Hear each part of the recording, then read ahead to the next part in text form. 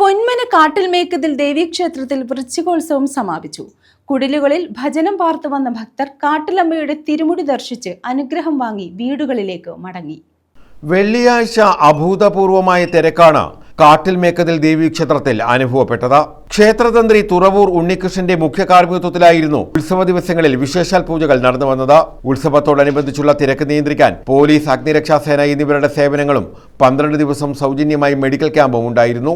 ഉദ്ദിഷ്ടകാര്യ സിദ്ധിക്കായി ദൂരദേശത്ത് നിന്നുള്ള ഭക്തരും ഭജനം പാർക്കാനെത്തിയിരുന്നു. വാദ്യമേളങ്ങളുടെ അകമ്പടിയോടെ ദേവി ഭജനക്കുടിലുകളിൽ എഴുന്നള്ളി ഭക്തരെ അനുഗ്രഹിച്ചു. ചടങ്ങുകൾക്ക് president P Anil Joy, secretary P Saji തുടങ്ങിയവർ നേതൃത്വം നൽകി. ഉത്സവത്തോടനുബന്ധിച്ച് സമാപന സമ്മേളനവും നടന്നു. ഗുരുധർമ്മ പ്രചാരണ സഭാ സെക്രട്ടറി സ്വാമി അസംഗാനന്ദഗിരി സമ്മേളനം ഉദ്ഘാടനം ചെയ്തു.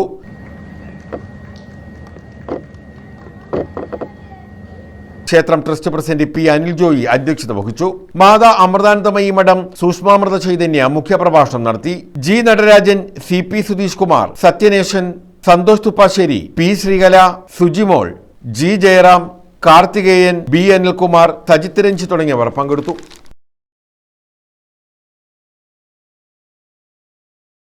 News bureau, Chavara.